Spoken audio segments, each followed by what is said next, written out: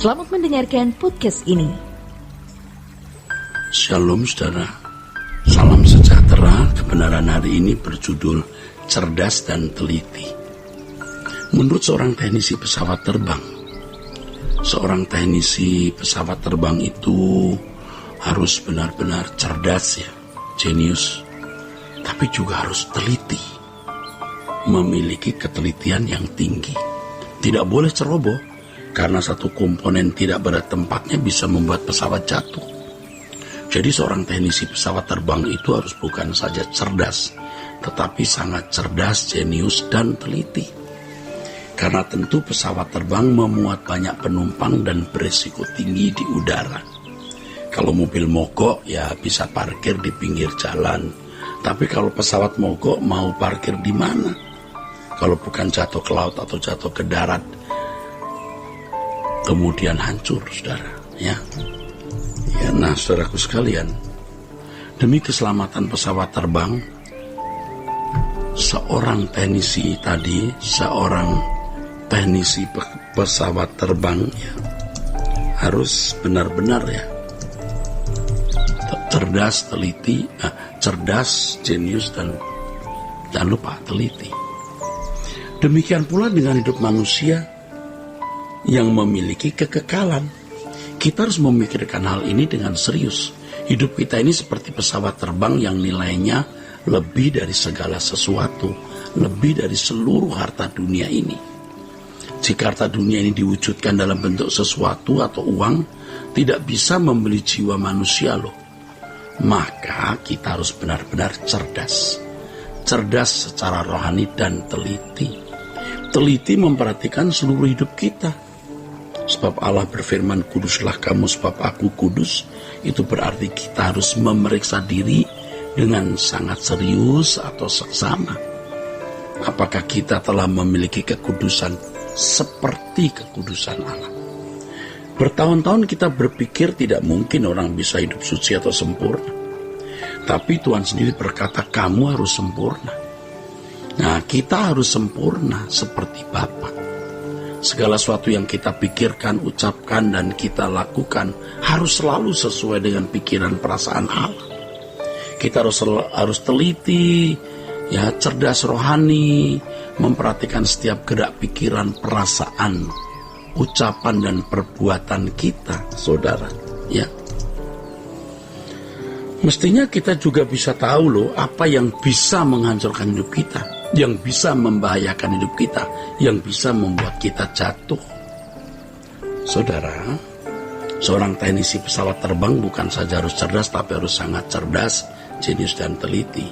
Demikian pula di dalam merawat hidup ini kita harus ya teliti, cerdas, supaya kita jangan jatuh dalam dosa, jangan salah, jangan ada yang rusak, saudara. Nah, bertahun-tahun kita berpikir ya, ada banyak hal yang kita hadapi dalam hidup ini yang tidak jelas. Ayo, jujur, banyak hal yang tidak jelas uraiannya, tidak jelas maksudnya. Apakah ini salah atau benar? Jadi seperti benda misteri gitu. Mestinya tidak loh. Segala sesuatu yang kita pikirkan, kita renungkan, kita ucapkan, kita lakukan, mestinya bisa dianalisa atau diurai. Ya. Mestinya bisa. Ini salah atau benar, mestinya bisa diurai. Ini salah atau benar, ya, mestinya bisa diketahui. Bukan sesuatu yang tidak jelas. Mestinya bisa diketahui. Mestinya. Sebab kalau hidup ini ternyata penuh dengan misteri, maka keberkenanan di hadapan Allah juga menjadi misteri. Lalu bagaimana dengan pernyataan Tuhan bahwa kita harus hidup tidak bercacat dan tidak bercela? Ayo. Bagaimana kalau misteri begitu? Ya berarti ini seperti omong kosong loh. Ya toh?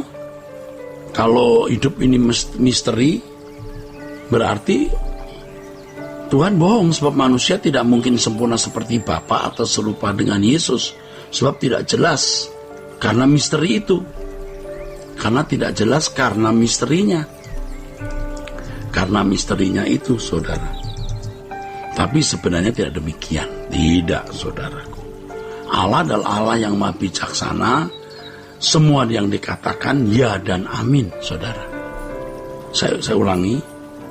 Lalu bagaimana dengan pernyataan Tuhan bahwa kita harus hidup tidak bercacat dan tidak bercela?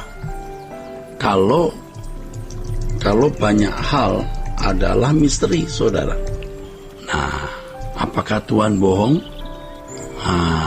Apakah Tuhan bohong? Tentu tidak. Lalu bagaimana dengan pernyataan Tuhan bahwa kita harus hidup tidak bercacat dan tidak bercela? Kalau banyak hal adalah misteri. Nah, ini kan gak jelas, saudara. Kalau semua misteri, apakah berarti Allah bohong? Nah, sebab manusia tidak mungkin sempurna seperti Bapa atau serupa dengan Yesus. Kalau ada yang tidak jelas, kalau banyak hal yang bersifat misteri, ini masalahnya, saudara. Tapi sebenarnya tidak demikian. Allah adalah Allah yang bijaksana dan semua yang dikatakan ya dan amin. Oleh sebab itu kita harus bertekad untuk bisa meneliti segala sesuatu yang kita pikirkan, ucapkan, dan lakukan. Kalau sesuatu itu sesuai dengan kehendak Bapa, maka kita harus lakukan. Kita tahu, jika tidak, maka kita harus ditolak. Walaupun kita memiliki jejak rekam yang buruk dan sampai saat ini pun mungkin juga masih banyak dosa, kekurangan, kelemahan yang kita lakukan, saudaraku, ya. Tetapi kita harus bulat, utuh atau sempurna dalam tekad. Utuh, bulat, sempurna dalam tekadnya. Untuk memiliki kehidupan yang tepat seperti yang Allah kehendaki. Belum sempurna dalam perbuatan, tetapi tidak menghalangi kita sempurna dalam tekad. Belum suci atau belum bulat benar, ya. Belum suci, tapi bisa bulat dalam tekad. Belum bulat benar maksudnya, tapi kita bisa bulat dalam tekad, bulat dalam kehendak, bulat dalam komitmen, bulat dalam kehendak. Bisa, kenapa nggak bisa? Bicara soal tekad dan niat ini berangkat dari diri kita sendiri. Kita harus membulatkan tekad kita, kita harus membarakan atau membuat membara niat kita memiliki kehidupan yang benar-benar berkenan kepada Allah. Ya, hari-hari ini kalau kita mengadakan kegiatan, ya, selalu dicek dulu pakai antigen atau di swab di tempat kerja apakah hasilnya negatif atau positif kena COVID-19 enggak gitu. Ya, mengancam nyawa kita dan mengancam nyawa orang. Nah, kenapa kita enggak menswab hidup kita tiap hari? Tidak ngecek kita ini terpapar virus dosa sekaligus menjadi pembawa atau carrier atau tidak. Nah, Roh Kudus pasti menuntun kita. Dan itu kepastian, bukan suatu yang misteri yang membuat kita bingung ini salah atau tidak ya. Aku ini masih berdosa atau sudah bersih ya. Pasti Tuhan beritahu.